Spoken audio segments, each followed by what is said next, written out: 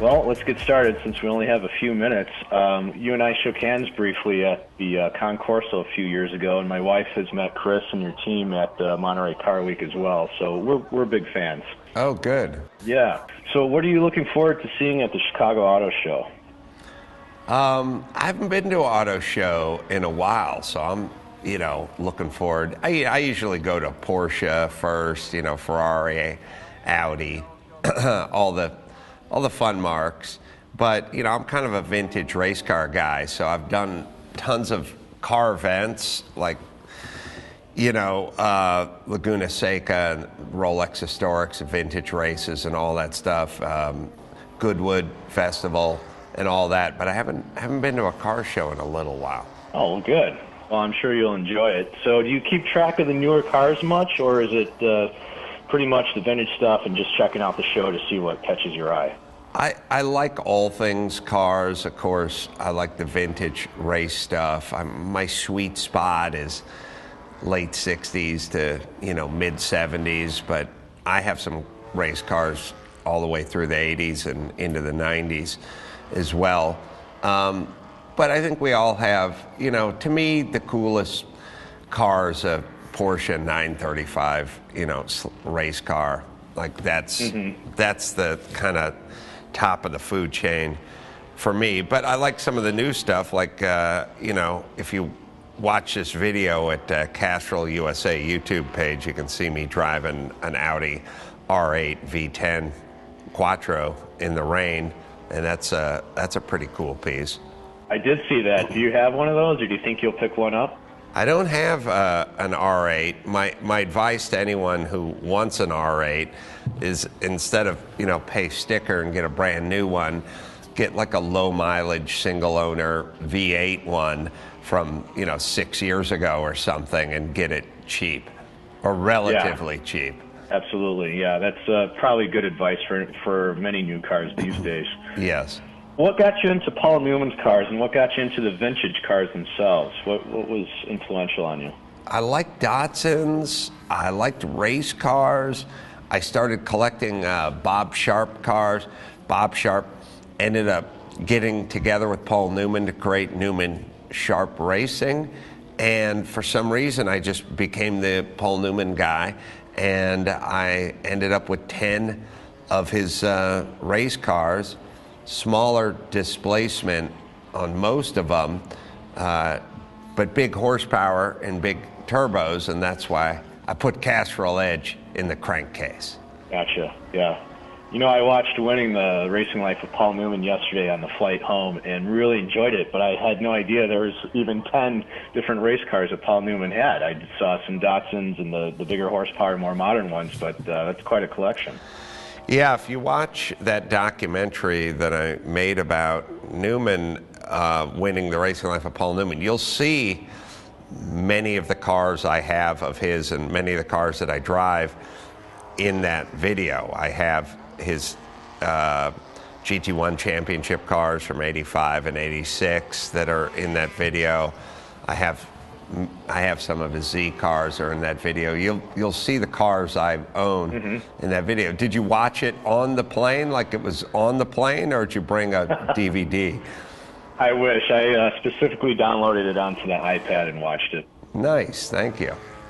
Yeah, I really enjoyed it. It was fantastic, actually. Do you eat any of Newman's food products? Yeah, my wife does buy a lot of Newman stuff, and she does it because it's good. I don't even know if she's doing it because she owns 5 of the 10 cars after the divorce. Is that how that works? I just drink Castrol Edge. I don't eat popcorn. Gotcha. Understood. Yeah. What's your next source of exhilaration? You think you'll race at a pro level or kind of a dedicated modern series, or are you going to stay with vintage?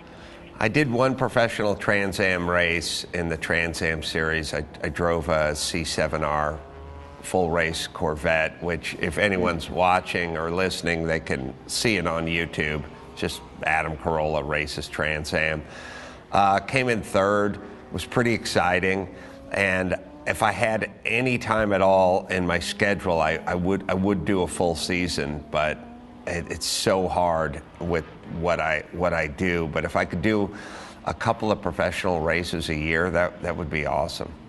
Yeah, that would be great, and much needed attention to motorsport. That would be a lot of fun to watch. What do you eat before a race? Do you have a certain plan or routine? No, my main thing is drink a cup of coffee and blow the carbon out of the system. You know what I mean? Because sure, you don't want to feel bloated in that car with that 6-way harness. No, you want to be clean and empty, huh? That's right. You'll be at the Historics this year at Laguna? Yeah, I just signed up for the Monterey Historics. I'll be driving Paul Newman's Porsche 935. The red car, right? Yeah, the Hawaiian Tropic car. Yeah, that'll be great. So is Bruce Canepa one of your competitors on the track now? He's a big Porsche guy, too. Yeah, but he's always in the lead, and I'm always in the middle. So I don't look at him as real competition, because he's always out front in his 935, and I'm always, 14th. Well, we'll be rooting for you to do better this year. Thanks. What's the one car that got away? Is there one you're like, boy, I shouldn't have passed that one up? Yeah, it was a BMW M1 Pro car, art car, painted by Frank Stella. And you guys can look that one up and tell me what you think. It came across at auction several years ago. It went twice as much as the estimate. I said I'm out, and I shouldn't have been out. I'm sure that car's worth millions of dollars. Wow. Yeah, I'll definitely look that one up. I love the art cars. I mean, all through the years, they're a lot of fun. The M1 Pro cars are awesome, and anyone listening should go look up an BMW M1 Pro car and check it out. Straight, I think a 3.5 naturally aspirated, injected straight 6. Of course, put the Castrol edge in there, people, because you wind that thing up to like 8,500 RPM. Sure. Speaking of naturally aspirated or turbo cars, what do you think of electric vehicles and racing and EVs in general? I think your wife has a Tesla, right?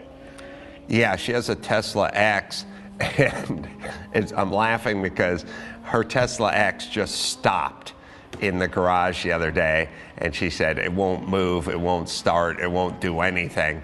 And when that happens, there's nothing you can do. It's not like, well, pop it in neutral and push it down and we'll bump start it, or we'll jump it, or any of that, check the clutch pedal. There's nothing. It's a thing that won't move. It's like literally Tesla just sent over a flatbed, and me and a guy had to like push it out, and he had to do a bunch of stuff just so we could push it out.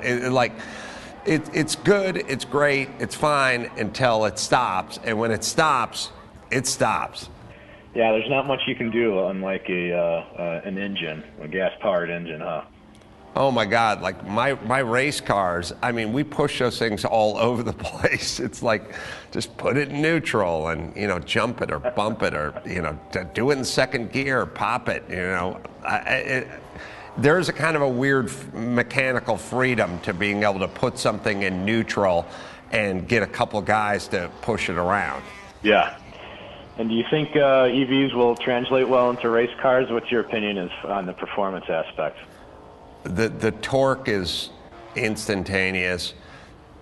It's all about battery life and heat cycling, and I think it will. I mean, when you fire up my Porsche 935, though, and it's air-cooled and it's got twin turbos on it and a huge intercooler, and you spool that thing up, the sound is so visceral. The notion of, a sewing machine humming behind you versus that, I don't know how you're ever going to replace that part of it. But the performance will be there. Yeah, I agree. The oral aspect is definitely an important part of the experience. Yeah, and even the smell. Like if you're just standing by that 935 when you fire it up, it's an awesome just sort of all-encompassing experience.